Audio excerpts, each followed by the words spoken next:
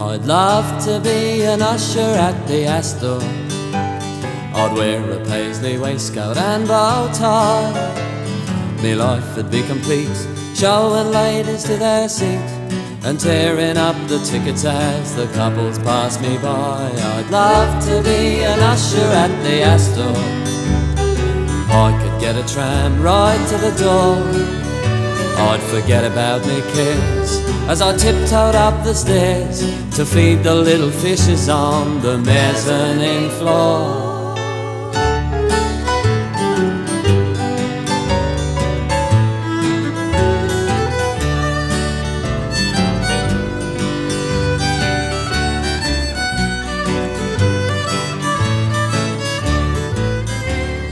Yeah, definitely. I mean, it means a lot of things to a lot of people, I suppose. It's not just a place to come and see films. It's had some really special memories here, and I think the important thing is to preserve that and let future generations have that opportunity as well.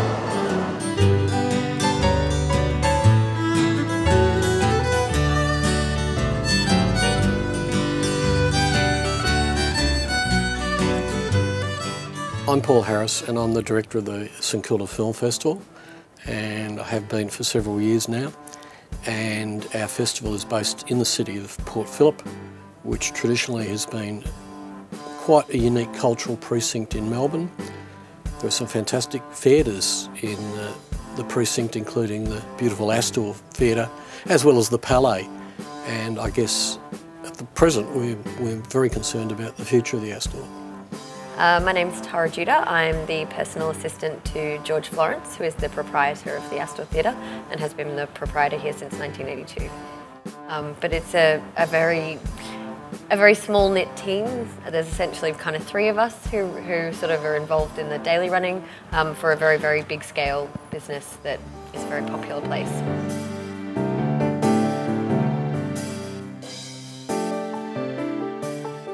If you're growing up now and you become interested in movies, you're only going to know about the multiplex experience.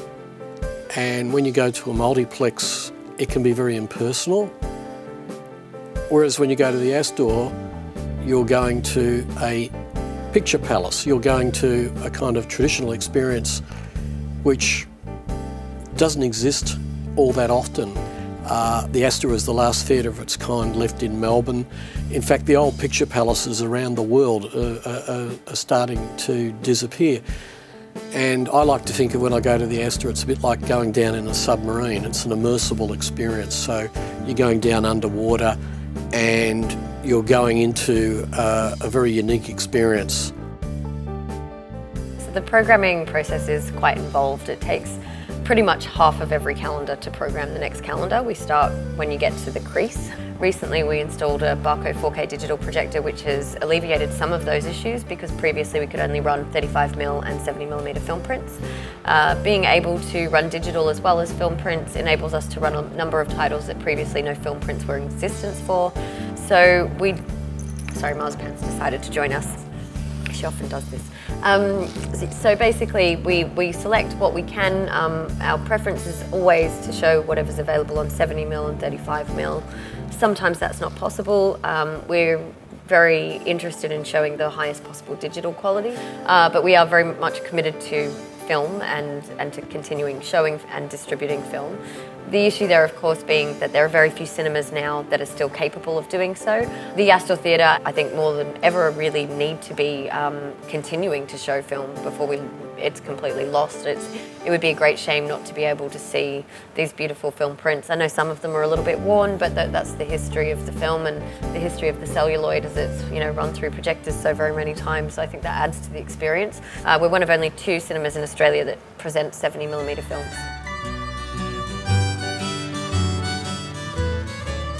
If you're after a film from yesteryear or something that perhaps you grew up watching, coming to the Astor is a chance to see it on the big screen again. So it's a grand old style movie house, type of which we used to see a lot when we were kids and so on, and the type that you just don't see anymore.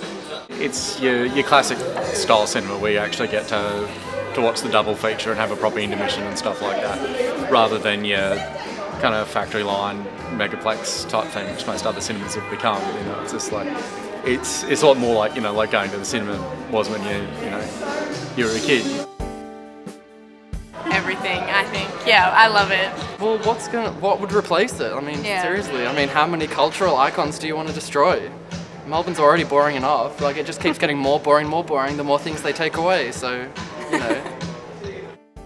The history of the Astor is a really fascinating one.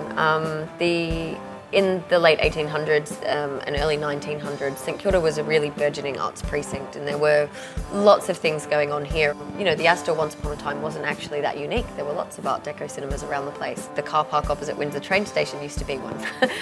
But it just is now that most of the others have been demolished or multiplexed or twinned. So in the early days, this was actually livery stables. And then on top of that, there was a cinema built called the Diamond, and renamed from the Rex, and they had complaints of wafting smells from the stables coming into the cinema. Probably not the best idea to build a cinema on top of livery stables. It started in 1936, and that was back in the days long before television, when going to the movies was a social habit that was ingrained in the public consciousness. In other words, you would go to the cinema at least once a week. You'd probably have your own reserved seats, and what was screening was probably secondary just to the importance of going to the cinema, because that was like a meeting place, a social hub in the community. And the Astor was screening on a regular basis for 20 years or more, but then in the late 50s television arrived, and the Astor was in danger of being closed down permanently. In the 1960s, it was taken over by Stan Raft as a part of a Greek cinema and theatre chain in Melbourne. There were 11 of those, the 3 of which exist today. They were saved due to that process in the 60s. And in 1981, George took over the lease of the building and opened it as the current format of the Astor Theatre in 1982.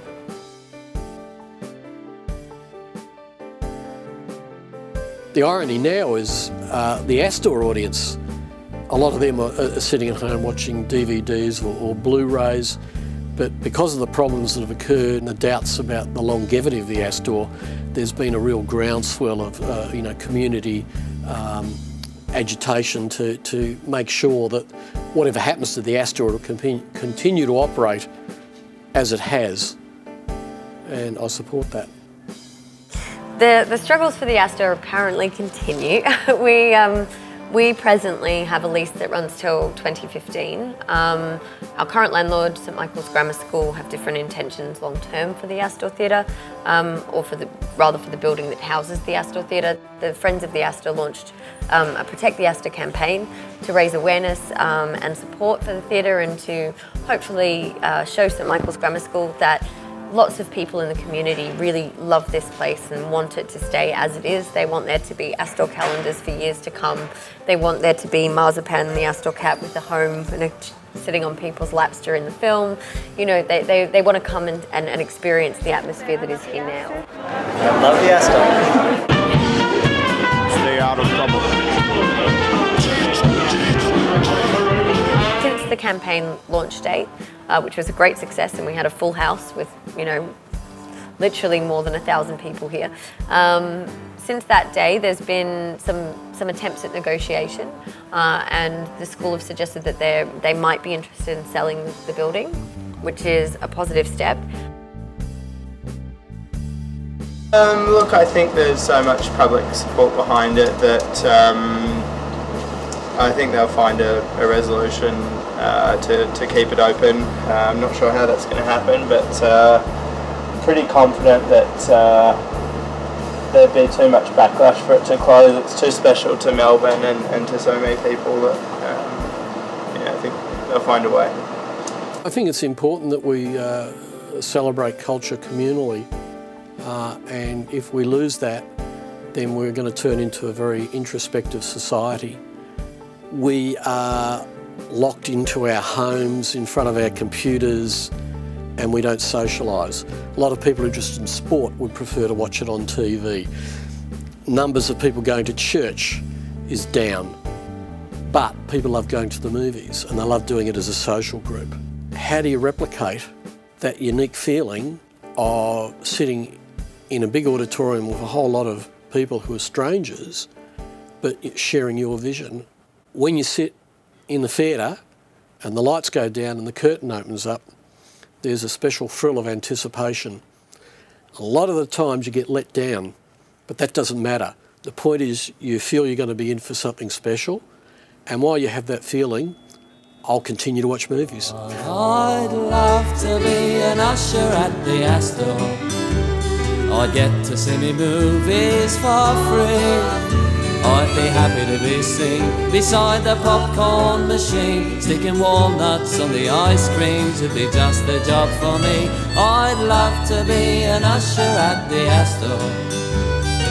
It's the corner picture house I love, and I know that when I die, if St. Peter winks his eye, I'll be an usher at the Astor up above.